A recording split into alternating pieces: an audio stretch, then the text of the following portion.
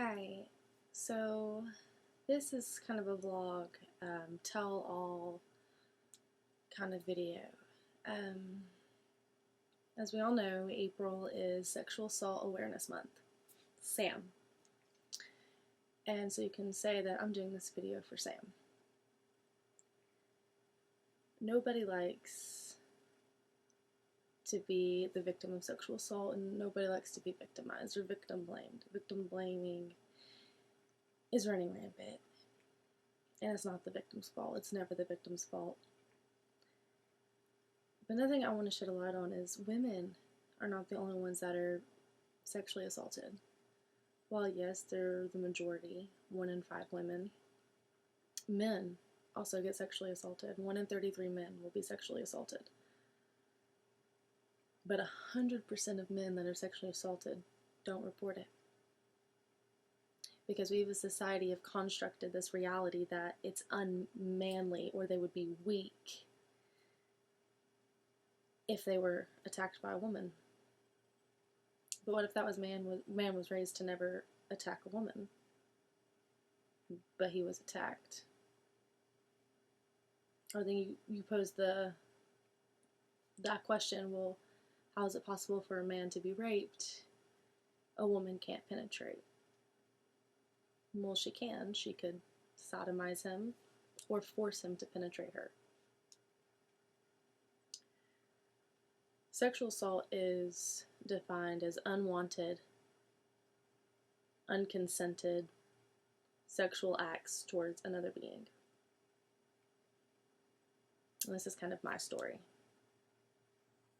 When I was 5, till the time I was 8, I was sexually molested by my uncle.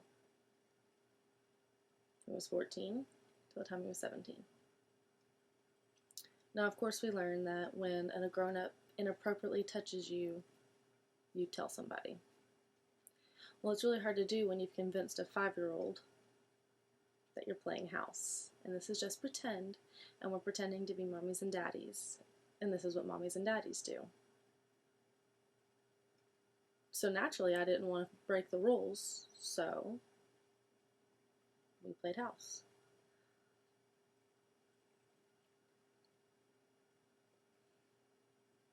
It wasn't until I was 13 when I started having flashbacks, because apparently I had suppressed so much of it that I was terrified. I realized what really happened. I couldn't be around him. I couldn't be near him. I didn't tell anybody. I was ashamed. Like, how could this happen? Why would this happen? Why would anybody do this? I was scared and confused. But all I know is I didn't want to be around that person anymore. But I also didn't want to say why.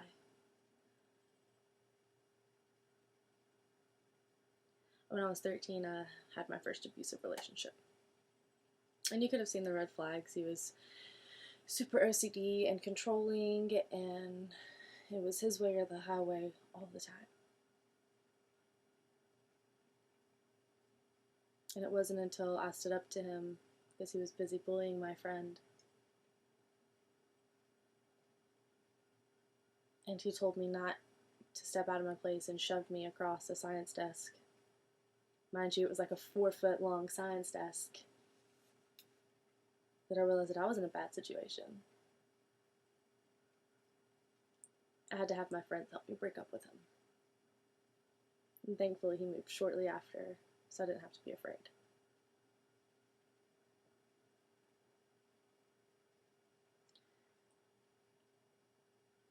When I was 15, I was in another abusive relationship. And this person was sexually, verbally, physically abusive. Mentally. Like, he gives off this vibe that he's the good guy, he's the cool guy, he's the sweet guy, and everybody thinks so until you date him. He molested me. He was convinced that my consent came from the fact that he knew I had done stuff before with a previous boyfriend. and that wasn't okay. But he was twice my size, and I was scared.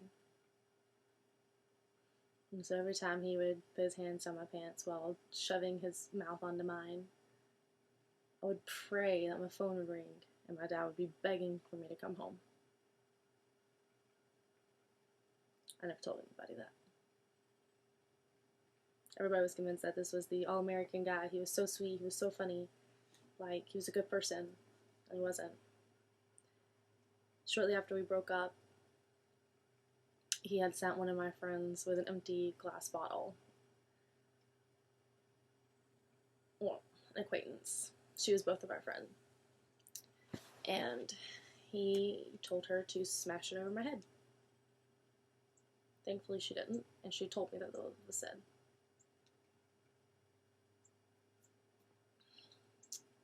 When I was 18, I was dating my best friend. We grew up together. We dated off and on for like 8 years. Like, well, we'll date now, and we'll be friends. We'll date now, and we'll be friends. It was kind of that relationship. So naturally, you think everything's gonna be fine. Fell. Hard. Super hard.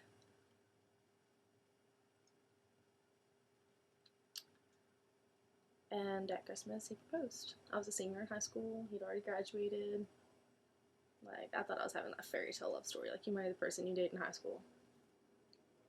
Like, it was happening. Like, this is it. This is our meet cute. Like, they make rom-coms about this. And he flipped the switch. He began showing up everywhere I was at. He began telling me what I could and couldn't wear. I was skipping class for this guy. Skipping school. It didn't matter. Like, I just gave up. He would show up at my work where I was a waitress, and, you know, being a waitress, you have to be funny and kind of flirty, be nice, you know, we have to work for our tips, because our tips are the paycheck, and he would show up to work, and he would start intimidating my customers, and he would start trying to pick fights with my coworkers. It was a super stressful environment, and I couldn't handle it. Like, I was just like, I show up to work, and when I was at work, if he was asking where I was at, I'd be like, I'm at home. Like, that's come over, I said, no, Mom and Dad. I said no. Like, I would find excuses. I was scared. I was trying to make money. I was 18 at this point. You know, 18 with a fiance. Like, I know my life's going somewhere. I've got to work. I've got to establish myself. And mind you, at this point, I had lost my virginity to this guy. We got engaged on Christmas Eve, and I slept with him on Christmas. He was my first. And I tell you that to tell you this. I showed up to his work one night, being nice, brought him lunch, because he was working late. We were sitting in the back of his Jeep. We were just talking because he was on break. We were in the Walmart parking lot. And just kind of sitting out in the back talking, and I was standing up and he was sitting down. I was in workout shorts and a hoodie and flip-flops. My hair was a mess. I had no makeup on. Literally, like, just left the house. And he was getting handsy. And I told him no. I told him to stop. I wasn't okay with that. I stopped for a second. Then we started getting handsy again. I told him no again. That I wasn't okay with it. That was inappropriate. We're in a very, very public place. Like, I don't want this. Like, I knew where he was headed. And so then I sat down. Maybe if I sit down, he can, like, stop putting his hands in places they don't belong. Sat down and he stood up. And mind you, I'm already a little bit scared of this guy because he's got anger problems, got control issues. And at work, he has to break down boxes. So now he has a box cutter on him. And I know he keeps he kept a giant, like, pipe in his Jeep. So I'm in a very uncomfortable situation. At this point, he starts kissing me, which is fine. I'm okay with him kissing me. Because I was just kissing me to tell me, goodbye, and I was going back inside. And then he pushed me down. Yeah, hold my hands with one hand. And started kissing my neck. And unbuttoned his pants. And he raped me in the Walmart parking lot. I left very quickly after that. I was scared. I didn't fight back because there were weapons all around me. Like, I was scared. I already knew this person's temper. All I knew was to just let it happen and leave. I didn't report it. I didn't tell anybody.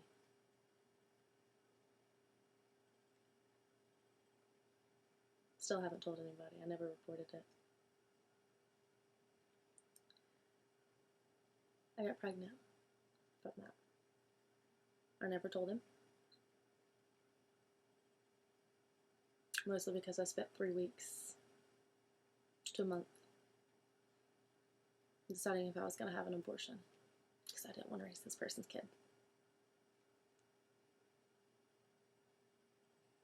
But I was also very against abortion, so it's hard.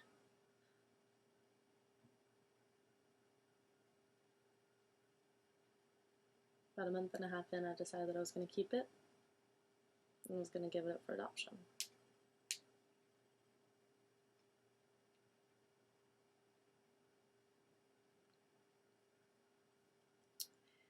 We would continue to have fights. He would continue to follow me to work. I got to the point where I started fainting. I was so stressed out. I was so scared all the time. I was fainting whenever he was around. Literally, like, falling to the ground, fainting. Ended up having a miscarriage. And I didn't tell anybody.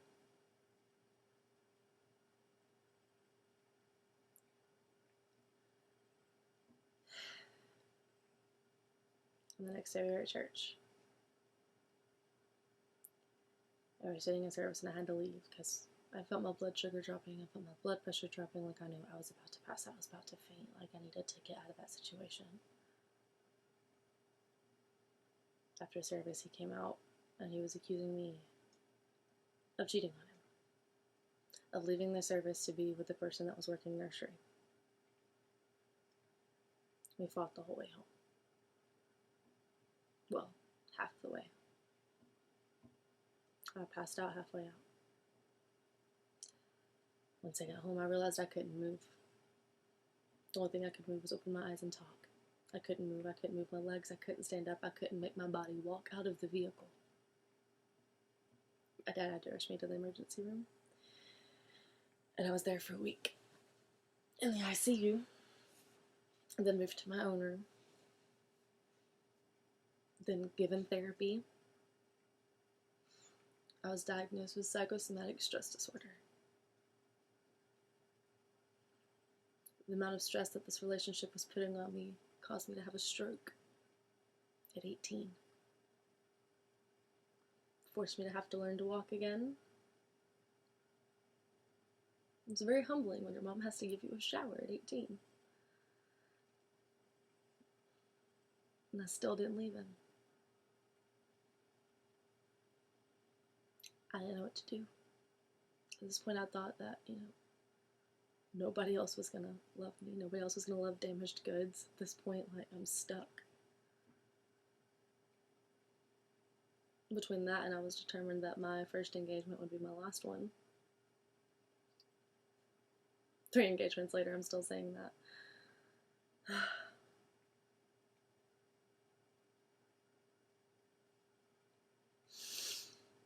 It wasn't until June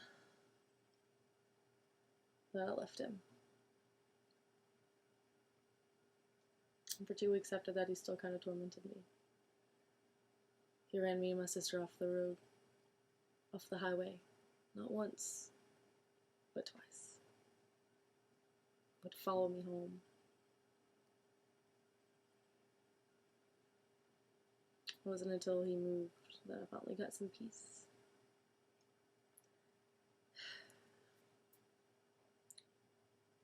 I'm telling you this story.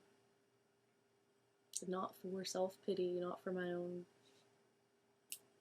personal woe is me. I'm telling you this story because it needs to be told. It needs to be told because so many women don't report. So many women are scared. So many men are terrified to report. No, we'll say this. There are people that lie. There are people that falsify statements. Those people need to stop because you make it harder for actual victims to come forward. And when they do come forward, you make it harder for them to be believed. When you lie about sexual assault, you help sexual assailants.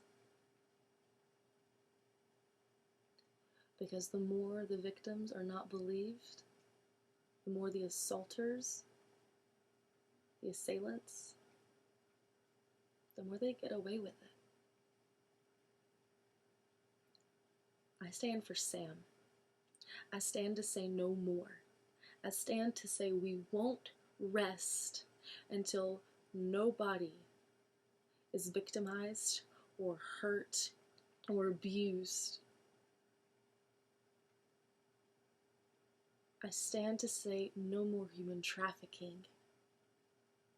I stand to say that worldwide this needs to stop. Don't be part of the problem. Be the solution. Thank you.